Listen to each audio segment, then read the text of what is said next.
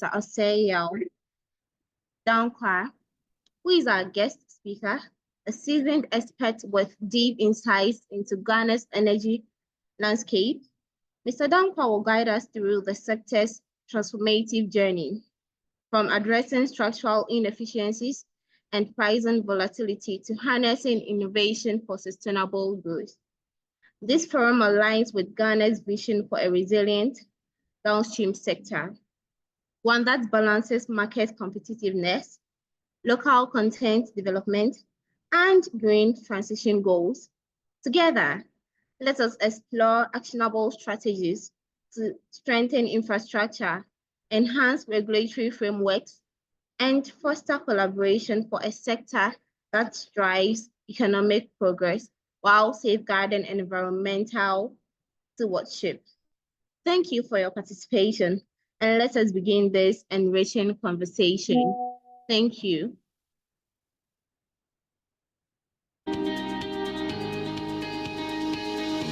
If you're a student, you need to be an SBE member. If you're a new professional, you need to be an SBE member. If you're a seasoned professional, you need to be an SBE member. Everybody needs to be an SBE member because SBE is the largest organization of petroleum engineers. And there's something in it for everyone. Whether it's networking, jobs, information, or knowledge, you need to be an SBE member.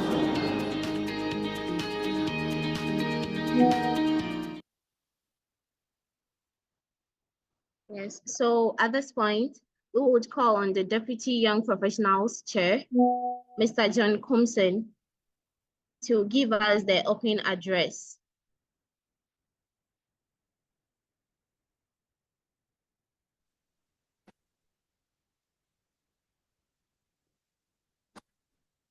Good afternoon, distinguished young professionals and students. It is a privilege to address you as the Deputy Chair for the Young Professionals Committee on the critical topic of Ghana's petroleum downstream sector, a sector that holds immense potential for economic growth, innovation, and sustainability. Since the discovery of oil in June 2007, Ghana's downstream petroleum sector has evolved significantly. It now plays a vital role in the economy contributing GDP through refining, distribution, and marketing activities. The emergence of local oil marketing companies alongside multinational players has created a competitive market landscape. However, challenges such as infrastructure deficits and inefficiencies in supply chain management remain obstacles to maximizing the sector's potential.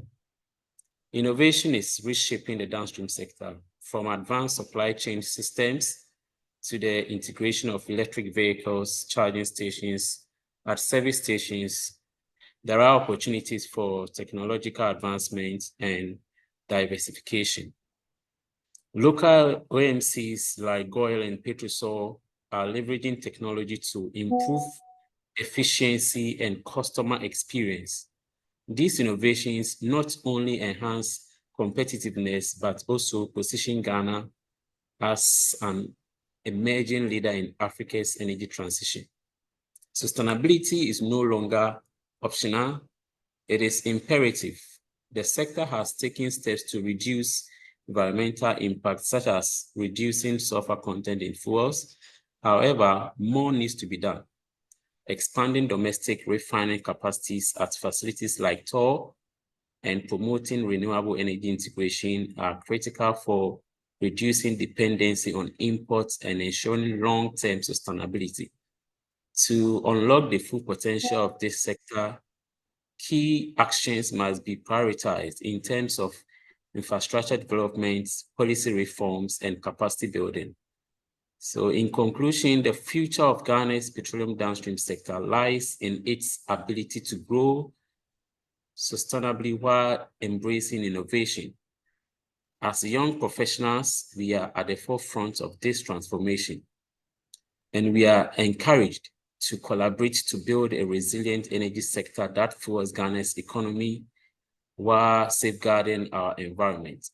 So at this point, as part of our lecture series, I would like to thank you all for your attention, and we look forward to a productive discussion with our speaker, who is very poised to engage us on his presentation. And at this point, I'll hand over to Nanajua, our moderator, to continue. Thank you very much. And let's stay still. Thank you very much. Thank you very much, Mr. Kumsen. Yes, and yes, he said we should, as young professionals, we should study very hard so that we could actually foster collaboration for a sector that drives economic progress while safeguarding environmental stewardship. That is our key motive as young professionals.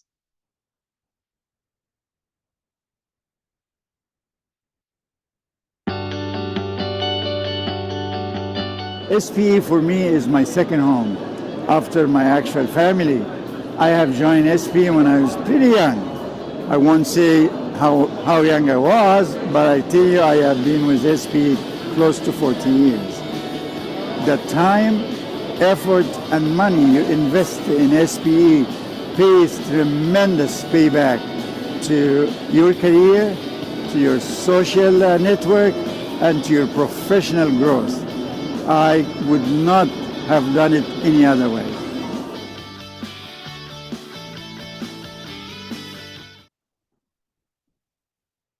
So at this point, we would call on Ms. Isabella Jonko for the ice-breaking session. Mrs. Isabella, you're welcome.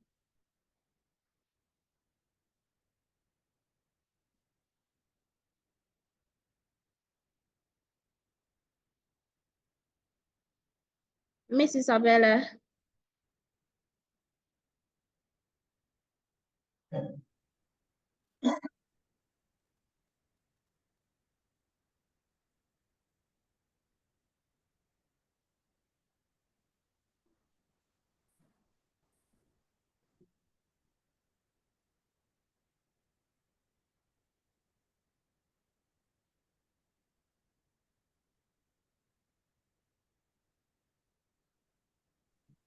Hello, Nana, please, can you hear me? Yes, please, I can hear you very well. Great, thank you so much for the welcome. Welcome everyone on board for today's lecture. Before we move on, I would like to acknowledge our very own section chair. He's in our midst. Welcome, we give you a very big welcome, Mr. Derek Kluche. Thank you for being on board for today's lecture. And thank you all of us for also being here. You are all greatly welcome. So my duty here is to have an icebreaker session quickly with all of us, just so that we have an interactive time before our speaker takes charge. So the whole thing is to actually react with whatever we say now. So we use our chat section, and then I ask a question and you give a short answer on the chat section. So for example, if I say, what is your name? You just write your name in the chat section. Maybe my name is Isabella, so I'll just write Isabella, and then sometimes give a reaction. So I would like all of us to give some reactions to see if we are on board. Please give me any reaction on the chat section.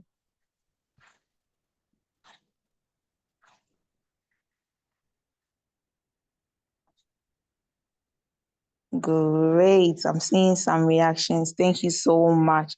Thank you. So our first question is that we've been having this section for some time now. We started in last year, 2020 November. We've been having sections talking about a lot of things, business development.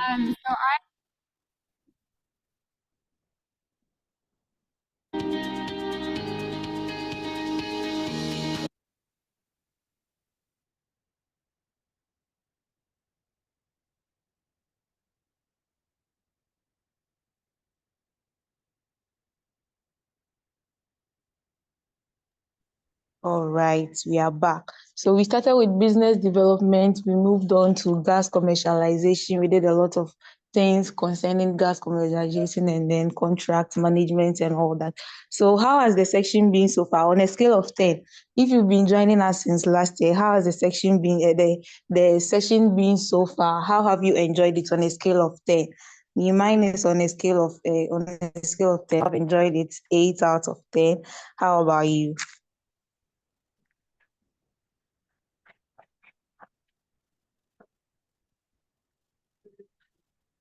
Okay, we have 8 out of 10. We have 7 out of 10. Fred says solid 9.5 over 10. That's good. Heisenberg says 7. Jocelyn says, 1 million out of 10. That's good. 8 of 10, 8.5 out of 10. Great, great, great. So the next question is, what chapter were you coming from? As young professionals and students, we all started from the university. So let me see your chapter. If you are in any school, let me see you rep your school. I am from UMass, so I'm repping UMass. Okay, we have UNE, we have UMass, we have TTU, we have KSTU. Great. We have another UMass, KNUST. Great, great, great, great. Great. Thank you all for doing this. Our next question. Okay, we have Elslam on board too. All right. Thank you so much. Okay, so the last one I would want to ask is what is your expectation for this lecture? Me, I'm expecting that probably like the lecture will talk about the downstream value chain. So what is your expectation for this lecture?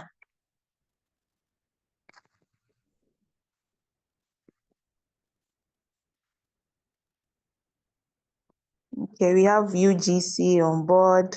Great.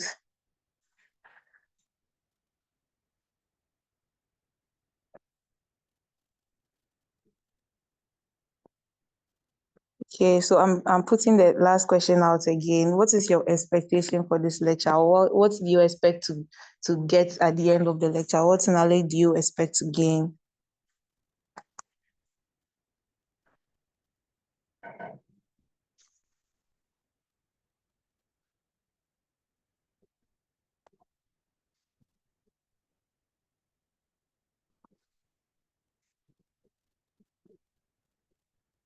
Okay, Mike said to be edified about Ghana's downstream sector. Islam says we invest in natural gas infrastructure. Okay, any more? Any more? Any more?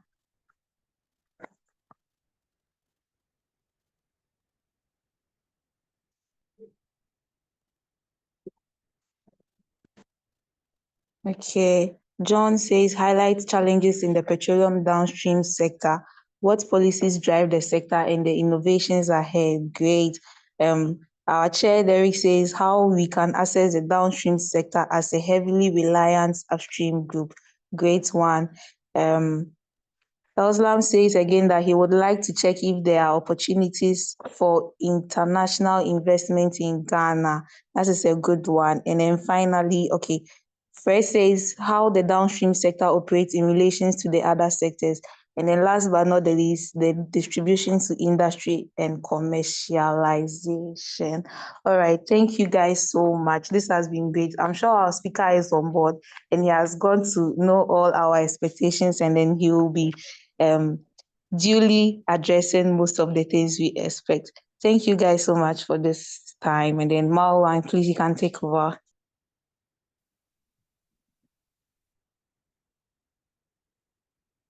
Thank you very much, Miss Isabella. Yes. So at this point, I know most of us know Mr. Dankwa, but do we even know his achievements, how many years he spent in the industry? Yes, this is the only meeting where you would get to know more about Mr. Dankwa. Trust me, this is the only forum where you get to know more about him. And yes, so when we say Mr. Oseya Dankwa, who actually is he? So our speaker for today has made quite an extensive mark in the energy industry. Mr. Oseya Dankwa, the head of the head of business development at the National Petroleum Authority, who has over 15 years of professional experience across various industries and has also served on various national and international committees, including Permanent Joint Commission for Cooperation between Ghana and Mali, Ghana and India, and Ghana and Niger, National LPG Promotion Policy, National Energy Plan, Ghana Local Content Policy, Energy Sector Report, and the Ghana International Petroleum Conference. He has an MBA in International Trade from the Anhalt University of Applied Sciences, Germany, a BSc in Marketing from the University of Professional Studies, an ACIM status with the Chartered Institute of Marketing, London, and a certificate in Policy Innovation from the London School of Economics. Other certificates include Project Financial Modeling, South Africa, Petroleum Economics, London, and International Oil Supply, Transportation and Refining, London, Business Data Analytics and Project Management. He has previously worked at Airtel Telecommunications, Western Capital Management, and EMO Energy. Some of his achievements include, but not limited to, securing grants and equity finance for government policy programs and private acquisitions and trade over 60 million US dollars, conducting a comprehensive market study on supply and demand of petroleum products and investment opportunities, establishing strong business networks in West Africa, the Middle East, and Southeast Asia. As a consulting director for EMO Engineering, he raised funding over 2 million US dollars, secured contracts, and spearheaded projects in Nigeria, including a corrosion treatment project for 100 MMCS field FD gas handling facility owned by Network Oil and Gas in Orido Field. Yes, so as we all heard, Mr. Osei has actually contributed much. Sorry, can I see what I'm sharing?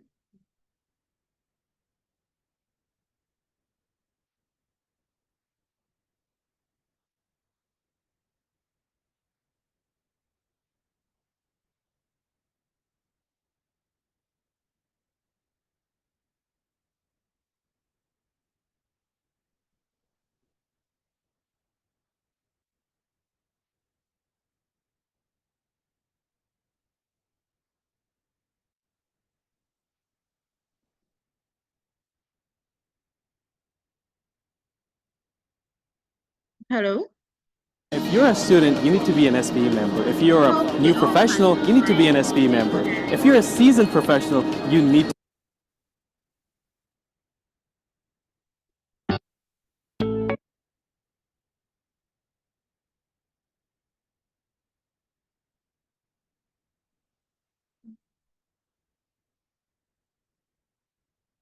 Hello?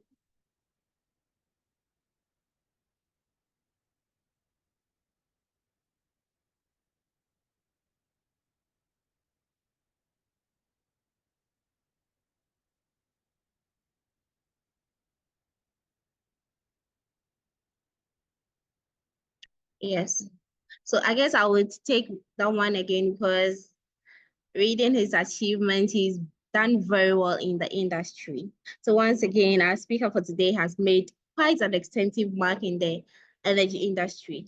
Yes, Mr. Osei Aldankwa, who is the head of business development at the National Petroleum Authority, with over 15 years of professional experience across various industries and has also served on national and international committees, including Permanent Joint Commission for Cooperation between Nigeria and Mali, between Ghana and Mali, Ghana and India, and Ghana and Niger, National LPG Promotion Policy, National Energy Plan, Ghana Local Content Policy, and Energy Sector Report, and the Ghana International Petroleum Conference. He has an MBA in International Trade from the Anhalt University of Applied Sciences, a BSc in Marketing from the University of Professional Studies, an ACIM with the Chartered Institute of Marketing, and a certificate in Policy Innovation from the London School of Economics. Other certificates include Project Financial Modeling, South Africa, then Petroleum Economics London, and International Oil Supply Transportation. And in refining, business data analytics and project management. He has previously worked at Airtel Telecommunications, Western Capital. Some of his achievements include, but not limited to, securing grants and equity, finance for government policy programs and private acquisitions and trade over 60 million US dollars, conducting a comprehensive market study on the supply and demand of petroleum products and investment opportunities, establishing strong business networks in West Africa, the Middle East, and Southeast Asia. As a consulting director for EMO Engineering, he raised over $2 million funding, secured contracts, and spearheaded projects in Nigeria, including a corrosion treatment project for 100 ml SCFD gas handling facility owned by Network Oil and Gas in Arido Field. His hobbies include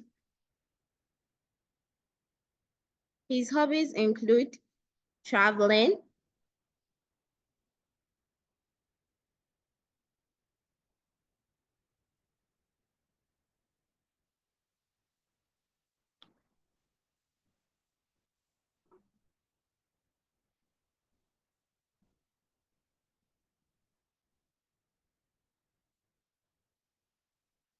yes, so we have heard much about our speaker for today and wouldn't want to waste much time.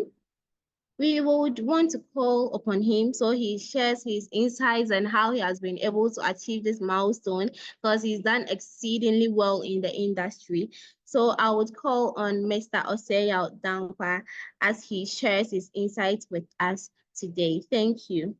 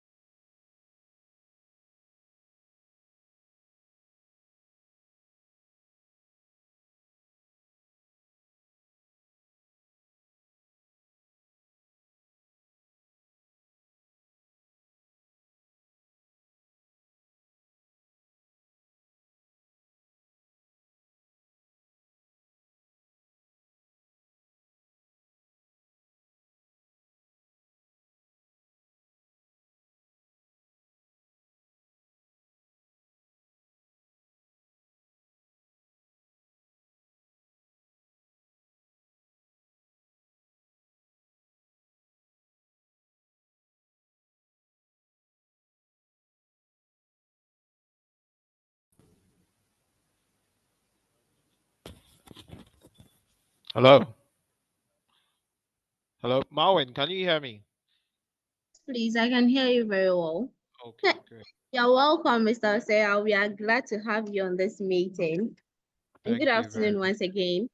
Good afternoon. It's a pleasure to be here, to meet all these great people and dialogue on the industry. Let me quickly try and share my screen.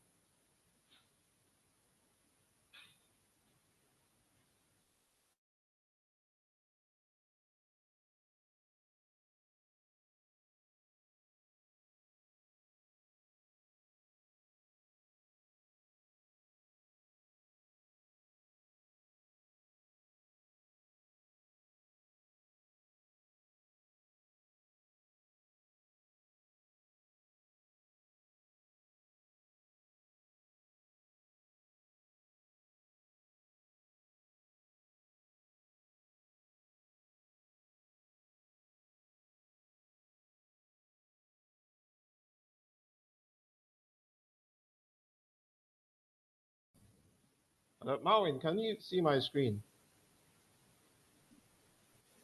No, please.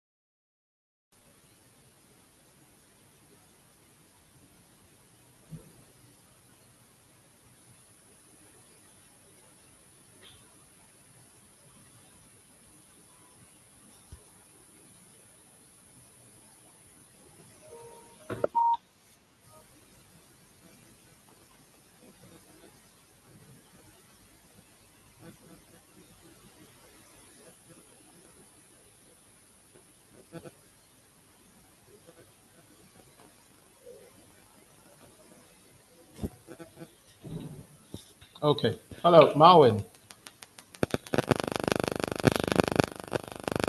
Hello? Yes. Can you see my screen now?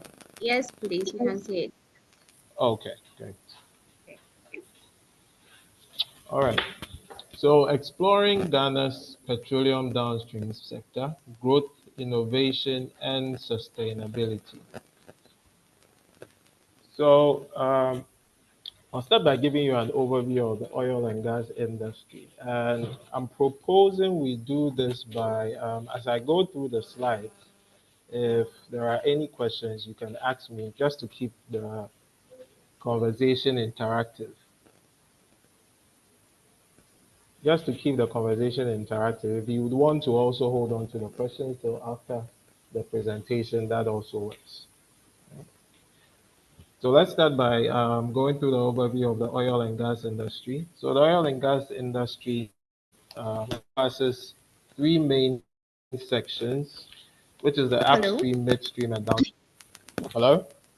Yes, Mr. Danka, please, if you could kindly put your slideshow for a wider view. Okay, so it's actually on a wide view. It's on full screen actually. How are you seeing it as I guess it's okay now. It's okay. Okay. Yeah, thank you. All right, you're welcome. Okay, so it encompasses three main sectors, which is the upstream, midstream, and downstream. So the midstream is actually part of the downstream, but for the sake of this presentation, I've split it into three just to make it very clear. So with the upstream, we are looking at prospecting, well development, production, and decommissioning. So the upstream looks at the extraction of the raw material, crude, natural gas, etc. Then the midstream looks at the transportation, right? So this is transportation through pipelines, right? Moving the raw products through pipelines to the refineries. So this is where the downstream comes in. So for the downstream, we are looking at refining, distribution, marketing, and retail, and we are also looking at exports. We are also looking at exports. Okay, so this is the value chain of the petroleum downstream. So the downstream has a value chain that starts mainly from importation of petroleum products. So with this, we are looking at importation of crude and also finished Hello, products. Mr. Dankwa. Yes. Yeah, as you proceed, we are not seeing your slideshow. As in, when you move to the next slide, we are still seeing your first slide. So if you could check. Okay, because on my end, it's moving. I'm moving through the slides.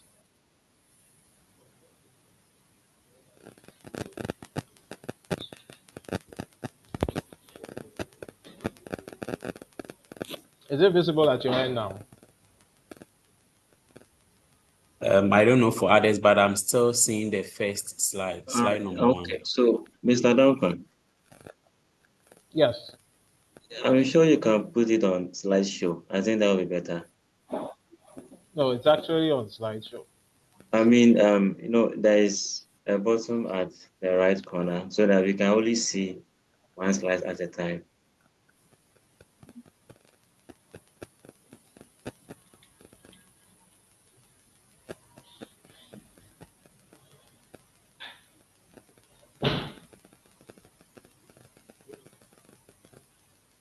Is it visible now?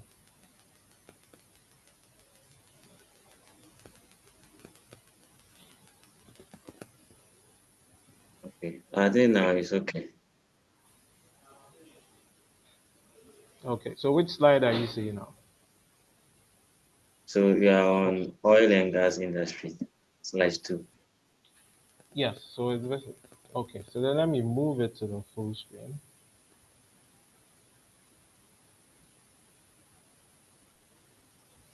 Is it visible now? Yes. Okay. All right.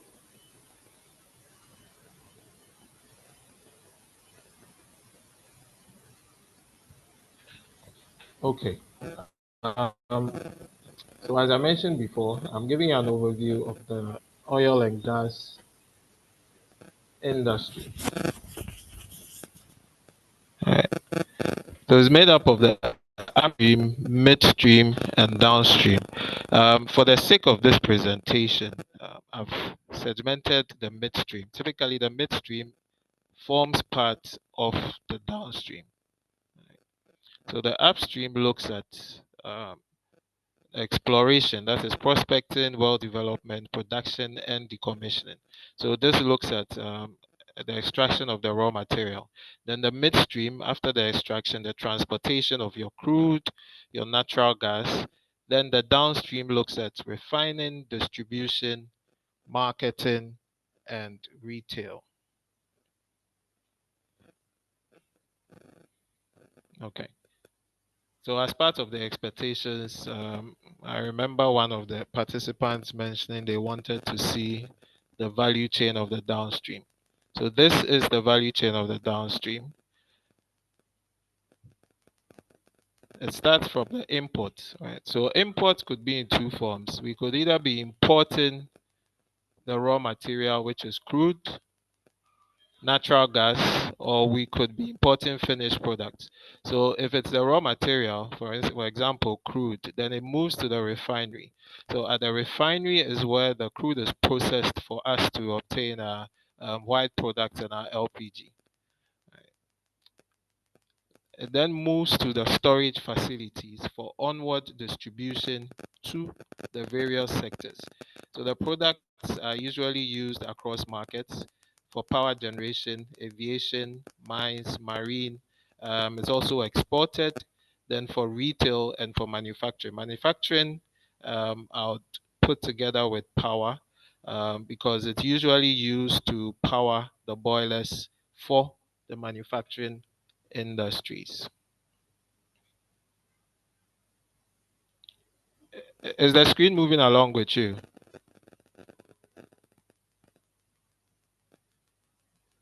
No, please, it's We are still still on on slide 2. slide 2.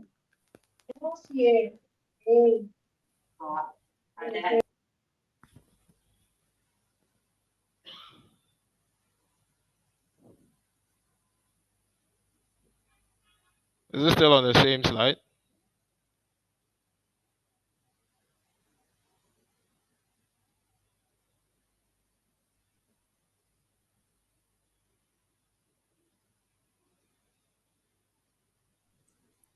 Okay, so Mr. Dankwa, when you check the tags bar of your screen on the slideshow, there's a button that looks like an open, like the top of a TV. The last one before the minus sign. When you click on it, then you have your slide in a slideshow, so that So, whilst so you when move, you can when all I follow. click on that, No, when I no, click no. on You can that, actually use interestingly, that is when you do not see my screen. hello, sir. You can use the open book button beside that so that we The can see open some book of the button, screen. yeah. The open book, yeah. Right. Yes. Okay. Thank you. Okay. So are we on the market overview slide? Yes, please. Okay, perfect. All right.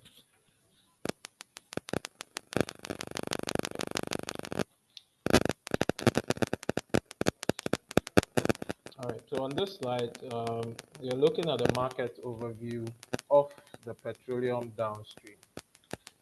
Right. So with regards to the infrastructure, currently there are 4 refineries operational in the country.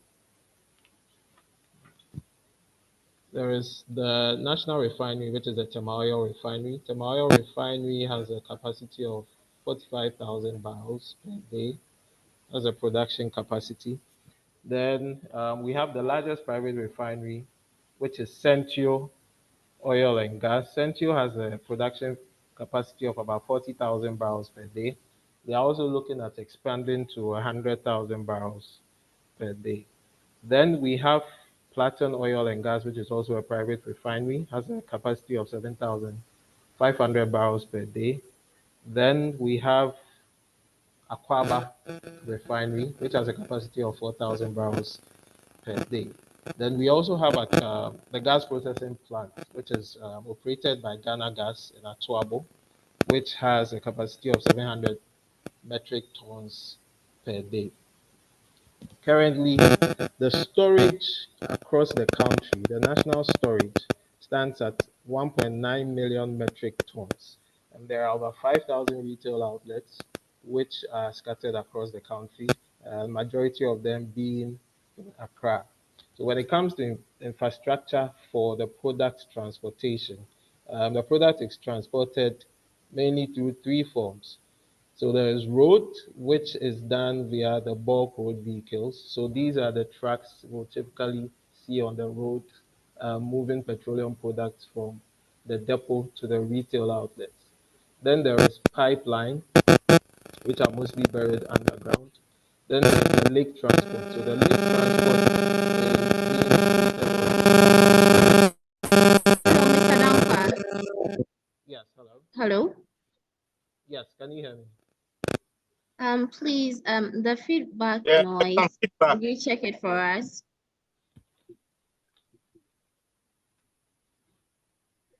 Hello? Yes, is it better? It's improved. Yes, it is.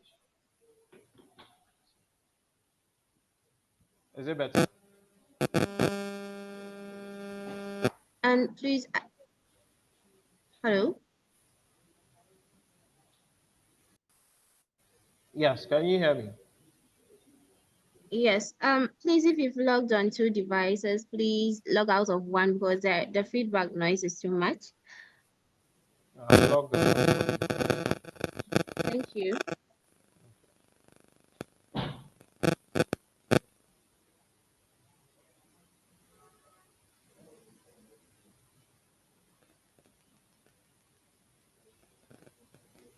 Okay, so with regards to the product transportation, so with regards to the lake transport, the product is moved via barges in Akosombo. So that is operated by the Volta Lake Transport Company.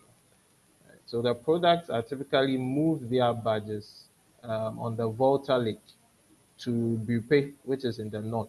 Then from Bupe, the product is transported via pipeline to Bolga, that is Bolga Tanga. With regards to the petroleum products, I'll take you through the main products, which is AGO. AGO is essentially diesel, and AGO is supplied across different markets. So depending on the market where AGO is supplied, there's an accompanying name. Right? So when it's supplied to the vessels, we term it as marine gas oil. AGO is also supplied to the mines and is also supplied offshore, which is to the rigs. Then there is PMS, which is premium motor spirits, which we all refer to as petrol. So petrol is typically used for the transportation. Then there's ATK. ATK is aviation turbine kerosene. So ATK is essentially kerosene, but it's kerosene without moisture content. So ATK is the transport fuel for airplanes. And it's important to note that ATK is the only product which has a universal standard. So unlike other products, you do not have product standards per region or per country, right? Because it's a very sensitive product, it's a product that is used in airplanes. You cannot afford to have a defective product which does not meet the international standards. Then there is RFO. RFO is residual fuel oil. RFO is mainly used by the manufacturing sector, is used by their boilers to power their plants. Then there's HFO. HFO is heavy fuel oil, which is used mainly by the power sector. Then there's LPG, which we are all aware of. Then there's premix. Premix is used for outboard models, so it's used in the fishing industry. Then there's condensate. So condensate is a downgraded form of petrol. So typically, the petrol you purchase at your retail outlets has what we call a RON, a research octane number of 91. But for a product like condensate, the research octane number would be in the 70s. So this is not conducive for use in to power vehicles, right? Because if you used petrol or condensate with a run of 70 to 80 or anything between 70 and below 91, it will not be appropriate for the vehicle. Then there's naphtha. Naphtha is essentially has the properties as condensate, but naphtha is as a result of a byproduct of processing natural gas to LPG. So typically, which markets does the industry serve? It's mainly the aviation industry, like I mentioned, which is ATK, the marine industry, mining, We also do exports, domestic retail, which is essentially where the retail outlets where we make our purchases from. Then there's the power and industry. The country's annual consumption, typically it's about 4.5 million metric tons per annum. But in 2024, we did 5.2 million metric tons. This is mainly because it was an election year, so consumption really hiked during the period. Then we can look at the service providers in the industry. Currently, we have about 1,290 service providers in the industry, and they perform various functions. So with regard to the import of petroleum products, this is done by the bulk import distribution and export companies, which we call the BIDEX. So they have the mandate to import petroleum products and bulk sell these products to oil marketing companies. Then we have the refineries, which I elaborated earlier.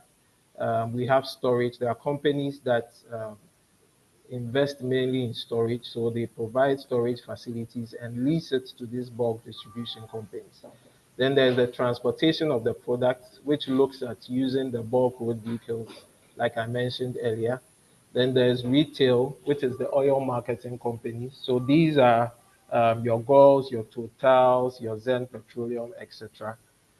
Then there is export, and then there are the mooring companies. So the mooring companies are in charge of what we call the discharge facilities. So when a vessel typically comes in country to offload petroleum products, it goes through a process of berthing. So to describe this in a more realistic form, so typically if you went to a retail outlet, right, there would be a queue where every car has to sort of wait to receive petroleum products. So your discharge facility sort of operates in a similar fashion. So the vessels come and berth, which is essentially another name for the vessels come and sort of line up in a queue. They come and park, waiting their turn to connect the vessel to a pipeline, and the product is discharged into a storage facility. So there are companies that offer these mooring services. Then there are the auxiliary services, which are other support services in the industry, like companies that do tank cleaning, companies that do non-destructive texting, and the likes. Like I mentioned earlier, if you have any questions, you can ask them as I go on, or you can wait till I'm done with the presentation. But to make it more interactive, if you have any questions, you can interject and we'll go over it. Okay. So the downstream, like any other industry, is supervised by a regulator. And the regulator for the petroleum downstream is the National Petroleum Authority. The NPA was established in the year 2005 under an Act of Parliament. The main objective of NPA being set up was to regulate, oversee, and monitor the petroleum downstream industry. NPA was set up because of a policy objective that the ministry at the time, the Ministry of Energy at the time set out for the establishment of the authority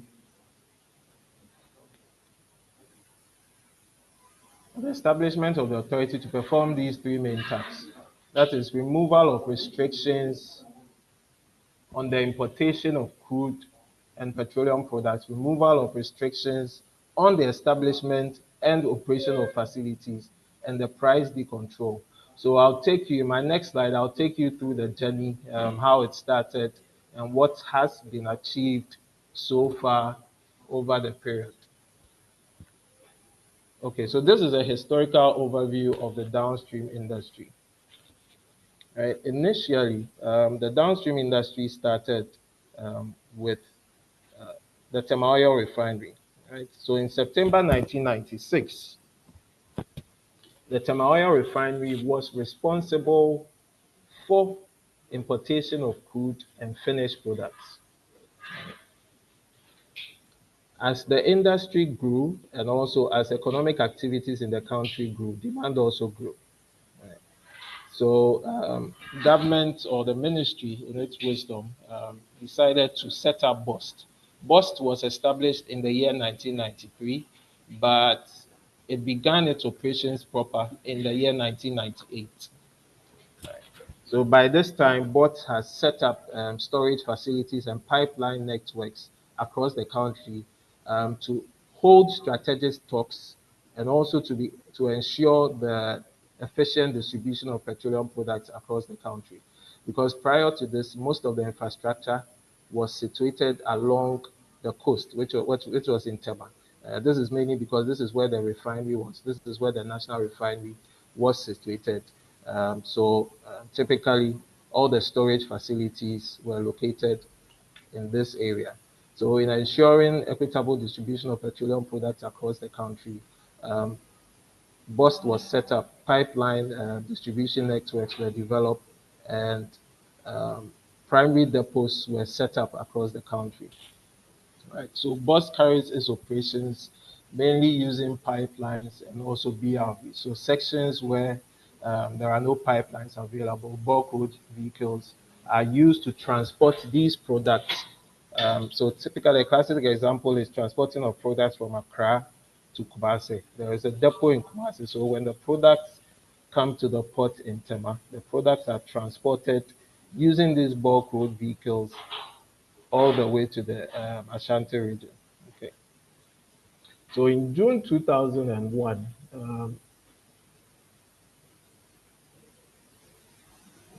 the pricing formula was developed. So the pricing formula was to ensure full cost recovery. By full cost recovery, we mean that to ensure that any CD or any investment you make into the importation and the distribution and retail of petroleum products, you are able to recover your cost. So a pricing formula was developed. Mind you, at this time, NPA was non-existent. So this was being run by the Ministry of Energy at the time. Right. So there was a directorate of a sort under the Ministry of Energy at the time called the National Tender Board.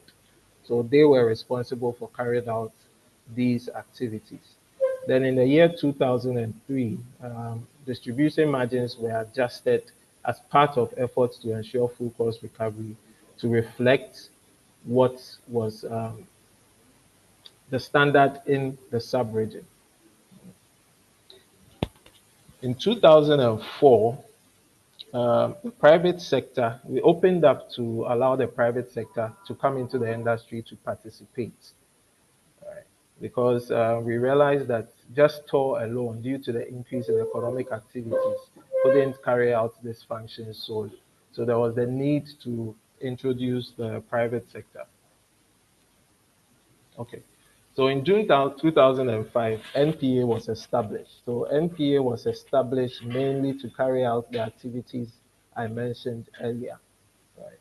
So NPA took over from the National Petroleum Tender Board. As part of NPA's mandate to open up the sector to private sector participation, in September 2006, we licensed bulk distribution companies, that are the bulk market and oil marketing companies.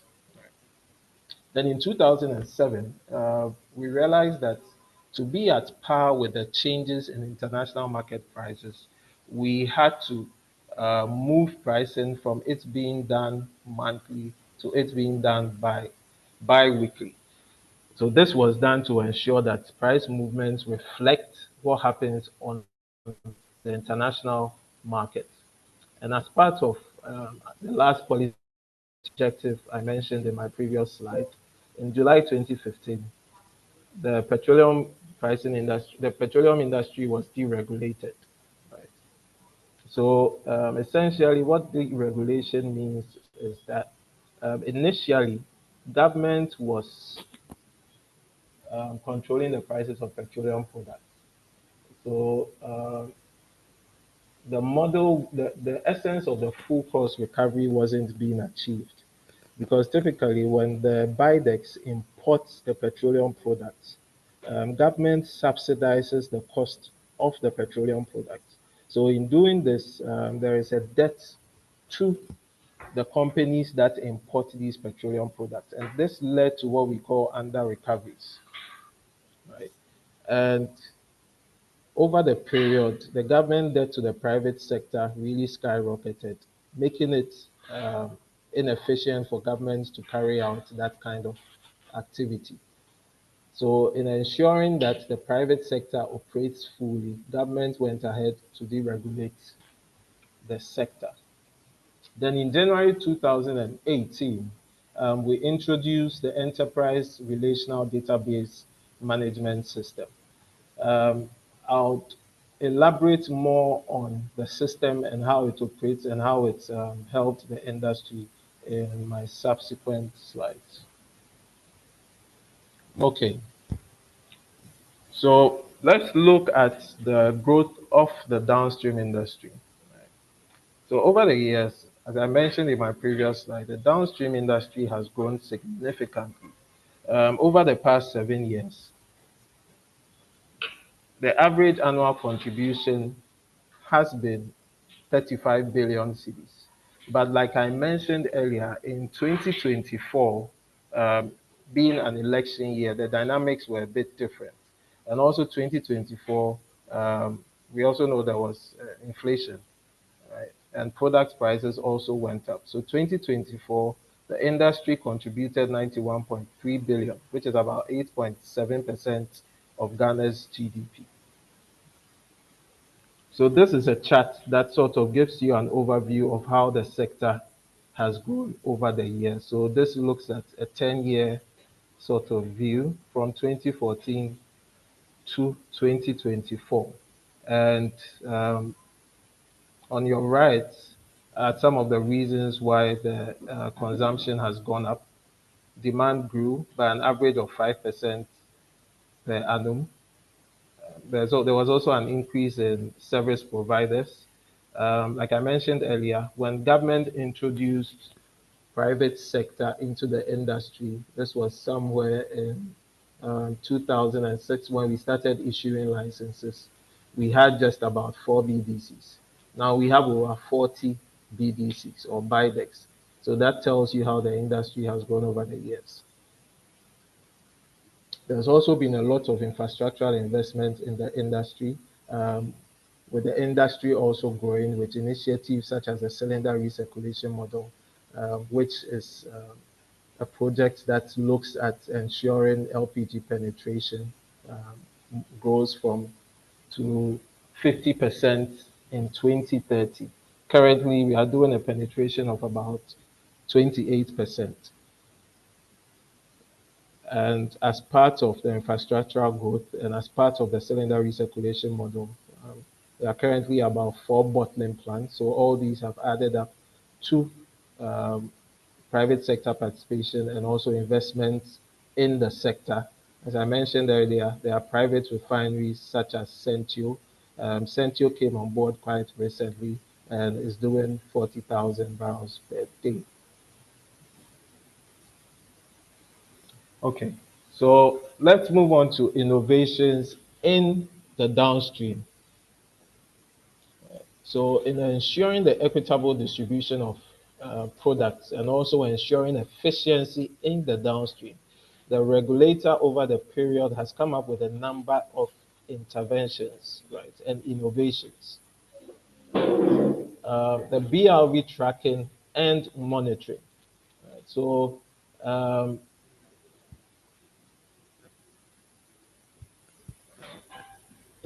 the BRV tracking looks at the real-time monitoring, of the movement of petroleum products. So when these bulk road vehicles, right, they load products from the storage depots, as I indicated in the value chain, right? So the product moves from the vessels to the storage depots. Then to be able to move these products to the retail outlets where we all buy our petroleum products. That movement is done via road through bulk road vehicles. So to be able to do a real-time monitoring of the movement of products, there's a BRV tracking and monitoring system. So these are trackers that are installed on the trucks and also in the bulk of the truck, right? To be able to track the volume and the movement of products across the country. Then there is the PPMS, that is the Petroleum Product Marking Scheme. A couple of years ago, there were what we call product adulteration. So typically, because some of the products, as I mentioned earlier, were being subsidized, um, it created an avenue where people were mixing products to be able to make a huge profit on the product. So to be able to curb this, we introduced what we call the Petroleum Product Marking Scheme. So it's a system where a marker is introduced into the petroleum product at the point of loading into the truck. Then subsequently, we have a team that goes around retail outlets to take samples from the underground storage to ensure that the products have not been tampered with.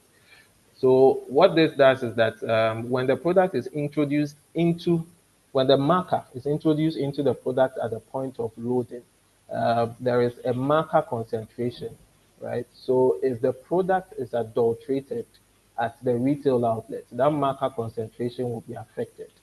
So we have an entire directorate that ensures this does not happen by doing random inspections at various retail outlets and checking for the marker concentration. So once the product is adulterated, the machine or the equipment, which is sort of like a mini laboratory, which is the LX3000 and the MX1000, is able to detect if the product has been tampered with or adulterated.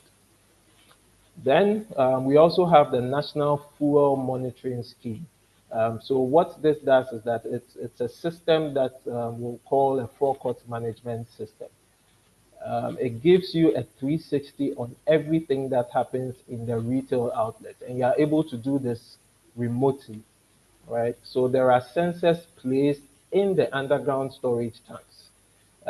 The system is also connected to the dispensing pumps. So what this does is that when we track the product movement using the BRV system to the retail outlet, once the product is discharged into the underground tank, using this system, we are able to tell how much has been discharged into that underground tank. And mind you, we are able to do all this remotely. We do not have to be at the facility. Then finally, there's the ERDMS, which I mentioned earlier. The ERDMS is a platform that monitors all transactions in the petroleum downstream industry. So at the point of the products being stored in tank at the storage facility, and also at the point of the product being loaded into the truck, all these orders are done via the system. So this helps us collect accurate data and also helps us properly monitor all the transactions in the system and the movement of products. It also helps with the collection of government revenue because every letter has a tax component, a levy or margin on it. Okay, so with regards to sustainability in the downstream, what have we done so far? Over the period, I think one of our key projects or our flagship projects, which is sort of what is quite known now is the cylinder recirculation model. So you would hear a lot of adverts on radio where you are hearing gas are bad. We are encouraging people to transition to a cleaner alternative, which is LPG, and also reduce the use of wood fuels. Right? So these are some of the alternative energy that the regulator, the ministry, and the country is promoting. Then currently we are also exploring the use of CNG as a transport fuel and also the use of biofuel. So there's currently a national biofuel action plan to look at the rollout of biofuels. There's also a committee that has been set up to explore the usage of CNG as an alternative transport fuel. Then with regards to supply chain efficiency and infrastructural development, like I mentioned earlier in my previous slide, the innovations that have currently been introduced to ensure distribution efficiency and all the technology that has been introduced as well.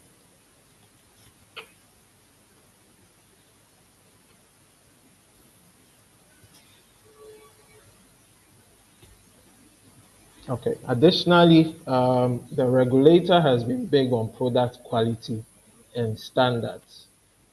A very recent example is the reduction of our sulfur specification to 50 ppm, that is 50 parts per million. Once upon a time, we were doing specifications with a sulfur specification of 10,000 ppm. We moved further down to 3,000 ppm, and currently we are doing 50 ppm. This is ahead of our peers in the West African sub-region. Then also as part of operational efficiency and ensuring that the industry is robust, we've introduced what the regulator has introduced, what we call the price floors. So this is a cap with regards to how low you can sell your product. This ensures that petroleum service providers don't price each other out of the market or don't price each other into their closing down in effect. We've also been undertaking, the regulator has been undertaking a lot of PSP education. We organize compliance workshops to ensure that PSPs are abreast with compliance requirements. We also organize capacity building workshops. And with regards to ESGs, the regulator is also in the process of adding ESG reporting as part of licensing renewal requirements. Then also in ensuring the promotion of local content, we also have local content provisions for the various downstream players. Okay, so finally, let's look at the investment opportunities. There are quite a number of investment opportunities, but for the sake of this presentation, I'll try and squeeze them into just three main areas. Right? So discharge facilities. Currently, we have about 3 discharge facilities, and this is not sufficient because what happens is that because these discharge facilities, the quantities are not ideal, what happens is that there is congestion when it comes to the discharge of products from the port. So typically you would have a lot of vessels waiting in line. So by way of example, like I mentioned earlier, assuming you went to a retail outlet to go and buy fuel, and you have just one dispenser working at the retail outlet. I mean, this will certainly result in there being a queue or a lineup of cars waiting to be able to buy some fuel, right? So this is a similar situation with regards to the discharge facilities. So this is an area where we are looking to attract a lot of investment into to construct a new discharge facility to reduce congestion at the port. Then with regards to pipeline and distribution infrastructure, there's also the need to, we are doing this in collaboration with BOST to be able to improve the pipeline infrastructure, right? And if you look at all the means of transporting petroleum products, pipeline is one of the most efficient and cheaper alternatives compared to transporting petroleum products using the bulk road vehicles, right? And currently, petroleum products are moved from, as I mentioned earlier, from Accra to Kumasi using bulk road vehicles. A more efficient way to have done this was to use pipelines. And also the pipelines would also promote trading to the landlocked countries. So if we are able to do this, then we'll be able to push products to the landlocked countries, our neighboring countries which are landlocked. Then with regards to storage infrastructure, currently there's what we call the offshore Lome. So offshore Lome is an enclave along the coast of West Africa in the Lome area, the Togo area, which serves as a transit point where traders store products and re-export products. So we are looking to set up something similar in Ghana because I mean Ghana's coastline is one of the best coastlines and our waters are relatively safer. So in putting up more storage facilities, then we'll serve as a hub for transiting petroleum products to other countries along the coast and in the West African sub-region and Africa as a whole. So to end this presentation, I mentioned earlier, the downstream sector has grown over the period. I mean, from the period where Tor was the one handling procurement till now with NPA, all the innovations that have come about as a result of efficient regulation. But to be able to achieve the ultimate, we would need a collaboration amongst all the stakeholders, which is yourself and I, the regulator, the PSPs, and also government policy to ensure that in our quest towards achieving or moving towards cleaner energy alternatives and also a more sustainable downstream. All these bodies would have to come together to cooperate. So thank you very much. If you have any questions, please feel free to ask me. Okay. Thank you very much, Mr. Dankwa.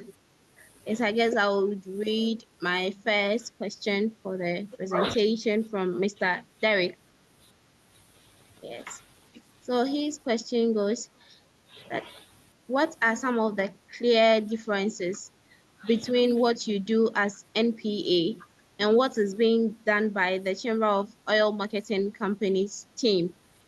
Aside NPA being the regulator,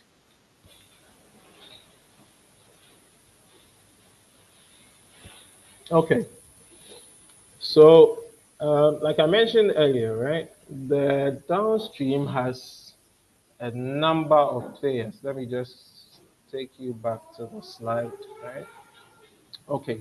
So if you look at the list of service providers, right, the oil marketing companies form a segment of the number of service providers in the industry.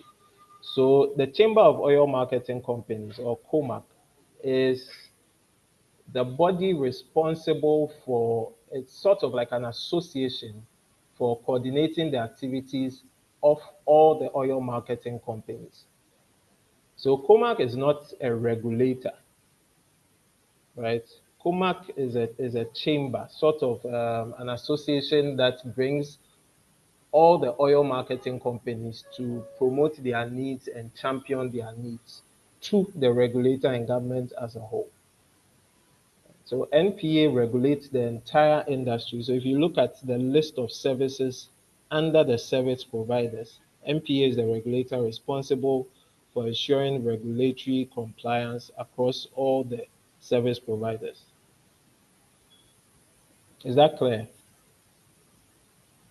yes, and I guess Mr. Derek is okay. Mr. Derek, please, is that clear with you?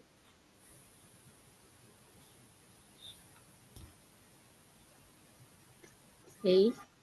Yes, so I would move on to my second question from Miss Efia Hoto. She asked that how are the products in the underground storage tanks, how often are they checked?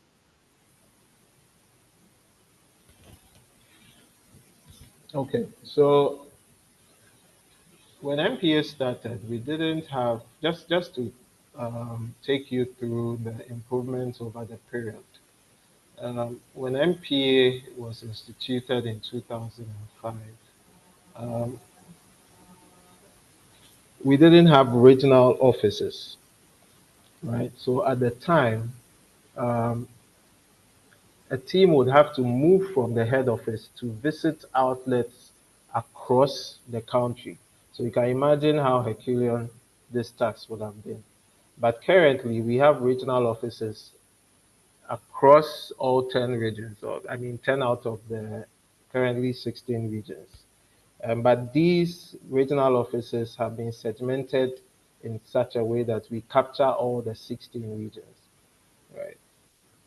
So there are, in a year, we visit all these outlets twice, but there are also a number of random checks, mainly because we have regional offices now. And we also have a customer complaint line where in the case where there is a one-off incident and a customer complaints reach us, we quickly contact the region and they are able to go to the specific outlet to ascertain what the problem is, and if sanctions have to be applied, they are applied. So there is a twice a year, then there are a number of random checks throughout the year as well. Okay, thank you. Yes, and I'll move on to my third question from Louise. He's asking, do you supervise the burial of underground fuel tanks in concrete bunkers to prevent any potential leakage into underground water? Yes, so before a retail outlet is constructed, you would have to obtain a construction permit, right? And as part of these construction permits, we have a number of parameters which the outlet is supposed to meet before the construction permit, before the retail outlet is made operational. So during the time of before construction, during the time of construction, after construction, we carry out what we call a test run to ensure that everything that has been done is in conformity with all the laid down safety standards, requirements, and procedures. So yes, we supervise all that. Okay, then another question from Mr. Isaac. He says that in Ghana, we have the National Petroleum Authority, the Petroleum Commission, and GNPC. So, aside NPA being the downstream regulator, the other two companies I mentioned, what do they do? Okay, so let me just go back to this. So Petroleum Commission is the regulator for the upstream. So NPA does not regulate the upstream.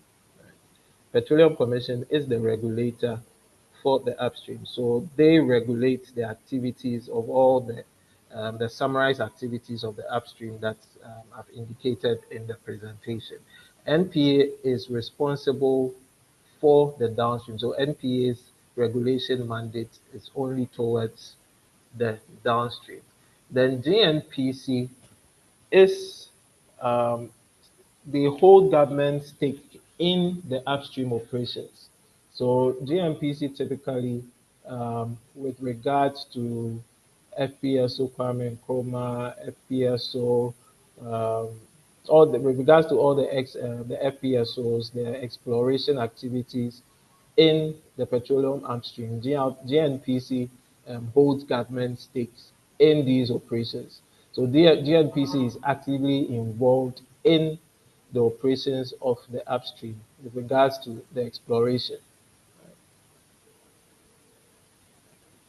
So GNPC, Petroleum Commission, are upstream, NPA is downstream. Okay, thank you. Then also, as students and young professionals, what are some of the key career areas to be explored in the downstream sector side, coming from the student's perspective? Okay. So one advice I'll give you is that the downstream is made up of different professionals. There are accountants, there are engineers, um, there are marketing professionals. Um, so typically, I get a lot of people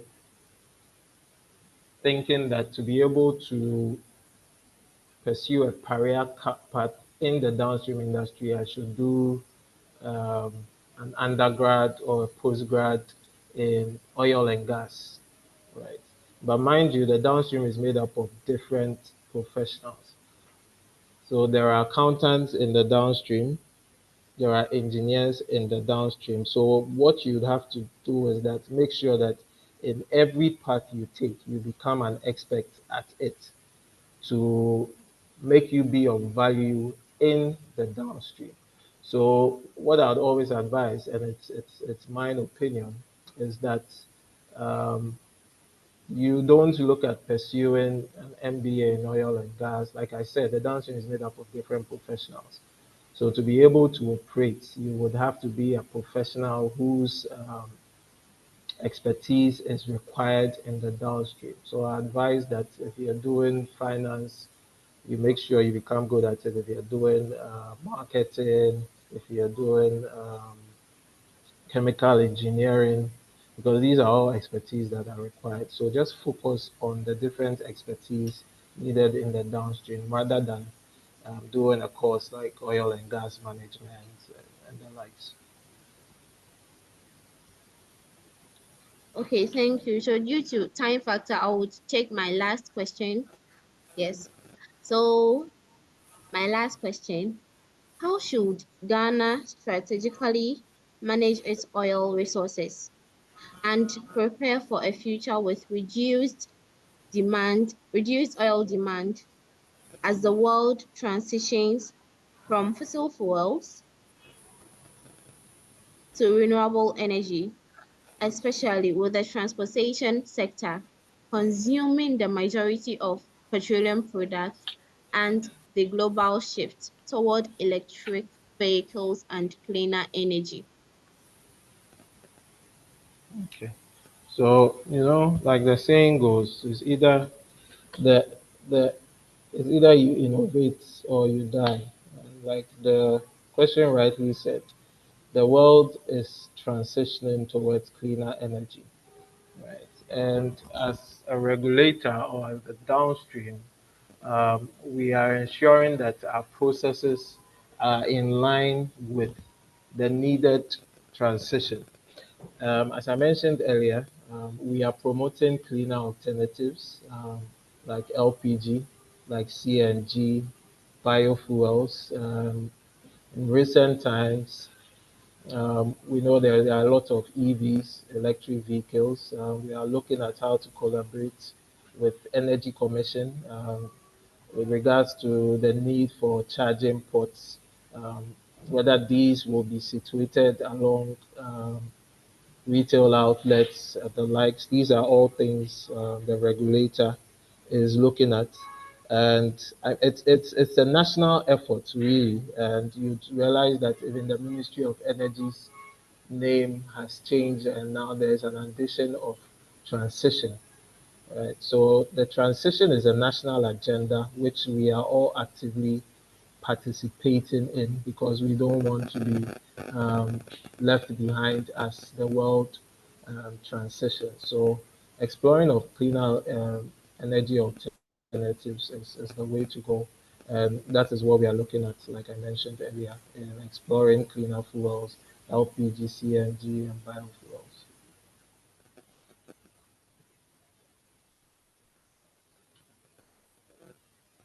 Okay, thank you very much, Mr. Osei Aldankwa, for sharing this Hello. great insights. Yes, and we hope to have you in subsequent meetings so that we could share more of what is happening in the downstream sector with us, especially as students. We would want to gain much knowledge and insight in what is actually going on there. So thank you very much once again for your time and sharing your knowledge with us. God bless you. Thank you very much. So It's next been a on, pleasure. you're welcome. Okay.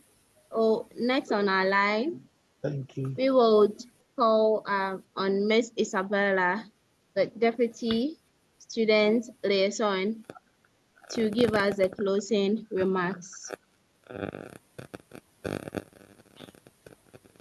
Hello, Nana, can you hear me? Yes, please, I can hear you. All right. Thank you, everyone, once again for joining such an insightful lecture. First of all, I would like to thank Mr. Dankwa for spending some time with us and sharing some of the knowledge he has with us. We are so grateful that you were able to share your knowledge with us. And I'm sure that all of us, in fact, all of us will get to use this knowledge in subsequent times. Thank you, Mr. Derek, for joining us today. Thank you all section executives for joining us, and also the audience we had today was good. Our meeting wouldn't have been successful without you guys. So we thank you all so much for always supporting us and coming on board to gain some knowledge. It is great that we all joined in, and it was nice having Mr. Danko on board sharing to us so much knowledge from the downstream. I myself personally, I enjoyed the time he was actually explaining all these fuels, the downstream people, the types they use, and then the adulteration part of it. I enjoyed that part, and I'm sure most of us also enjoyed the other parts as well. So on this juncture, I would like to go for the closure of the meet. And if there's nothing on board again, I think, Nana, you have announcement to give, right? Yes, yes. Yes, great. So, Please carry on. okay, thank you. So there will be another lecture on the 4th of April.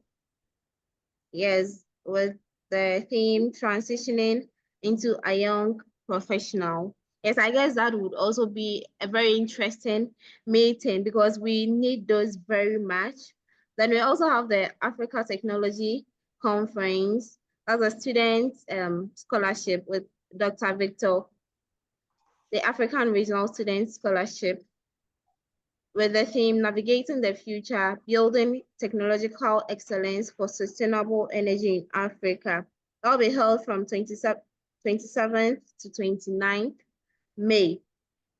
Yes. And please, we should all do well to actually apply for this scholarship. And yes, if you have a friend who hasn't registered yet for SPE, please do well to tell them, because yes, being an SPE member is a very great thing. And yes, we all know the opportunities we get to enjoy as being part of SPE. Thank you very much for today. Yes. Mrs. Abela, please, do you also have anything to share? Oh no, thank you. Thank you so much. I think that will be all from my side. Is Efwa on the call?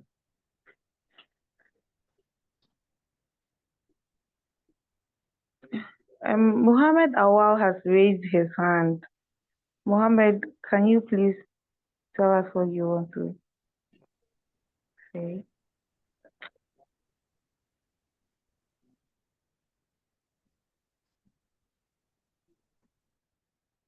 Whilst we are waiting for Mohammed, someone is asking if the link to if they can get the scholarship link. Yes, please, we've shared this on most of the student platforms.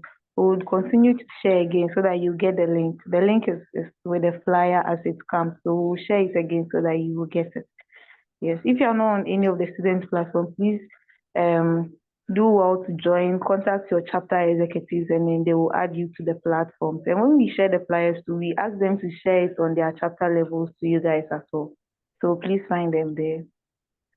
Thank you so much, guys. I think we are done. Mao, please take over and then let's close.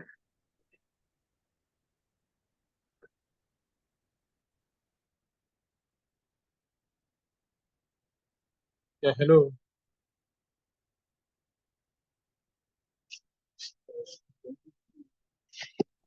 Yes, please, we can hear you. Yeah, I was saying that thank you for the opportunity. I would like to find out if Mr. Dankwa could share his slides with us so that we can add it to our data.